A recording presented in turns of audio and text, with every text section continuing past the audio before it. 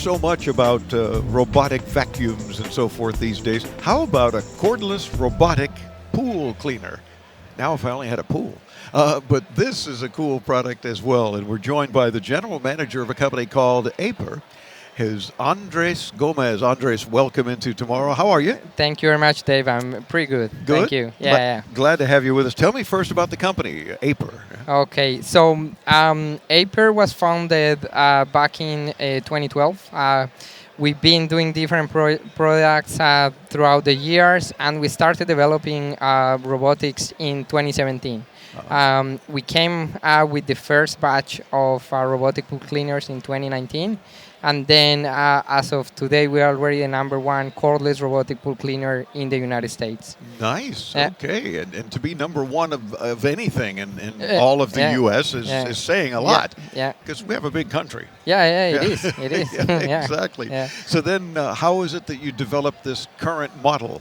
Okay, so everything is so let me ask you something first. Like, Okay. do you love pools? Of course, who doesn't, right? Yes. You want to relax and have a good time. I've had a pool at a few other homes that I've owned, but currently I'm on a lake. Yeah. So, I don't think we wanted to vacuum and clean my lake. The lake, yeah, No, not a good idea. Yeah, not appropriate. But of course, I'll have a pool. Yeah. So the main complaint about pool owners, they have other pools, is cleaning them, right? Yeah, of course. It's a pain. You know that you need to make time for that or hire someone to come to do it. But again, you need to manage all of that. It shouldn't be that way. So our goal from the beginning was automation, right? So we started developing the technology for this based on two things. So the first one was, as I just mentioned, automation. So our end goal is to make sure that if we could, the user wouldn't have to touch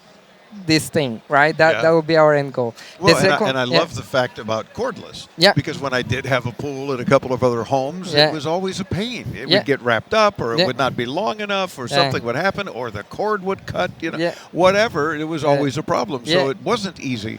Yeah. Wish I had this back then. So, but continue with how else you decided we're going to help the consumer. The second thing is what you just mentioned. It was the cord, right? Yeah. So we realized that the cord, first of all, it seems, and it is, a hazard, but it's also have that you don't want to have wires inside the pool. Yeah. It's as safe as it may be. You don't want to have wires inside the pool, so that was our first thing we will tackle, which is just get batteries inside and again the motors to work as efficiently as possible to do the same as they will do if they were corded.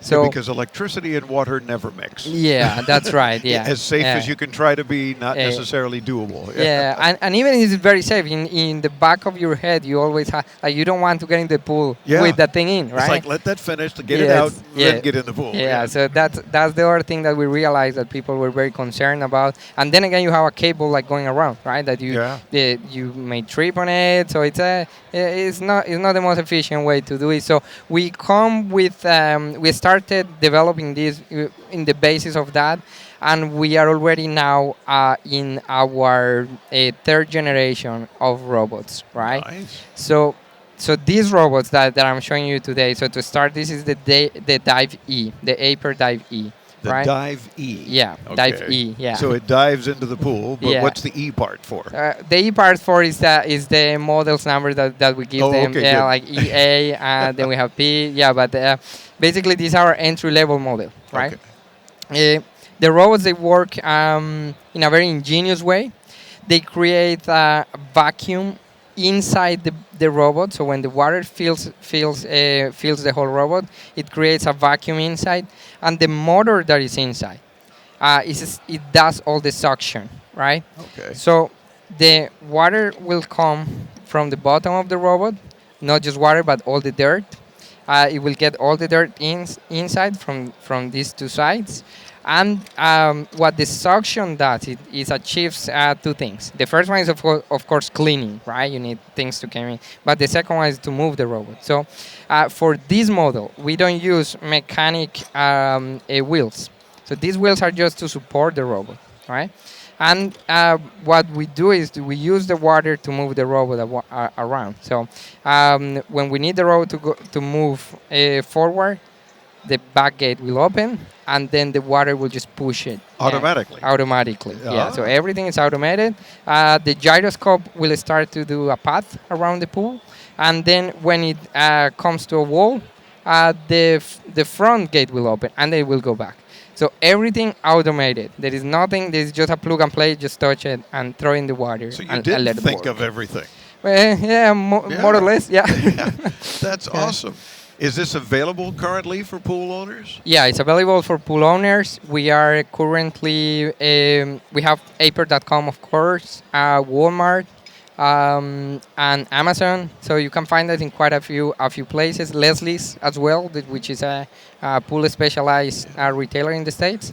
So yeah, That's we some very good distribution. So yeah. that's awesome. And what does it cost? So our entry level model, so it starts at 239, right? Okay. Which is not that much. The difference between model to model is basically performance.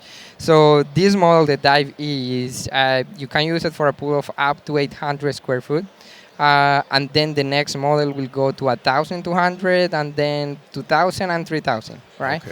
And But then the same functions, the just same functions. Of course, when it goes to over 2,000 square foot, our robot will now have the ability to climb walls.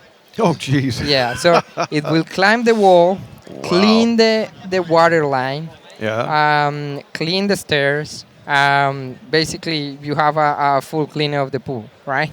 Wow. Yeah. And can you use the pool while it's doing its You job? can, yeah. It's very safe because it works with battery, which has very low voltage. Right. So even like it never happens, but even if there is a energy leakage, it's not anything that you are gonna feel. Yeah. Even feel it inside the pool. So it's pretty safe. That's awesome. Yeah. And more importantly, it allows pool owners to enjoy their pool and Yeah. not have to work so hard to enjoy their pool. That's right. That's and, right. And reasonably priced, because I think any pool owner listening is going to say, "Oh my gosh, heck yeah, Yeah, I'm in." Yeah. So it's basically a set it and forget it. Yeah. The other thing that we did with the third generation here is that taking the robots out of the pool. It used to be a hassle as well, right? So what we did is once the robot finished cleaning or the battery runs low, the first thing that happens is that the light is gonna blink red, and the robot will go and find the closest wall that it can find. We sell the pools with a hook, so the only thing that the user has to do is just hook it out of the pool, just pull it out, and then clean it, clean the filters inside, And charge it, recharge it, and yeah, it's good and to just go. put it back again. Yeah, So it'll hug the wall and flash red, Yeah. and it's saying, "I'm done at the moment. You got to Yes. charge me and empty Yeah. my dust bin or whatever." that's right. Yeah. Ah, I'm loving it. Well, what does it not do that you're thinking the next generation you would include something else? What are you not able to do yet? Yeah, so we are developing a few technologies now. So one of them is we want the robots to be able to just go out of the water Okay. and skim go- the pool. Oh, yeah, Yeah. we didn't talk about Yeah, skimming, and that yeah, would be the next yeah. thing. So that's one thing we want. The other thing is we are putting already inside the more advanced robots are sensors. So sensors to detect the pH of your pool. So how much chlorine you need to put. The other thing is we have chlorine dispensers. So you just put the chlorine inside the robot. Built and the robot into the robot. Built into a robot. And Nice. just put the chlorine tablets inside the robot to have a more stable, like a chlorine Yeah. dispenser. Yeah. So the only other thing would be to have it climb the ladder and go charge itself. Basically, that will be the end goal, that you don't have even to see it. Yeah, that would be Yeah. the drive cue or something. Yeah, yeah, we'll that's watch right. for that. Yeah. Andreas, you're a delight to talk with. You have a very you, cool Dave. product. It makes me envious that I no longer have a pool. Yeah, you should get one. Yeah, exactly. You know, I have to work Yeah, on that between my backyard and the lake. I'm gonna have to get a pool now. Yeah. You get the pool. I put the robot. Right. Deal. Yeah. We'll work on that deal. Okay. Check out the cordless robotic pool cleaner. In this particular case, the Dive E, and you can learn more when you visit Aiper.com. It's AIPER, right? Yeah, that's right. AIPER. And of course, we'll get you to his website. You'll see what he and his team are doing on a regular basis, and check out all the models. And you can also order, I'm sure, from your website. Yeah, or- as well. Yeah. Ah, Yeah. Got to check it out. And of course, we'll get you there when you visit us at intotomorrow.com. Good luck here at IFA, and thanks for joining us. Perfect. Thank you, Dave. Thanks for having me. My pleasure. Intotomorrow.com, and of course, much more coming to you from Berlin, Germany, our 20th year covering IFA. Stay tuned. Into Tomorrow right here on the Advanced Media Network.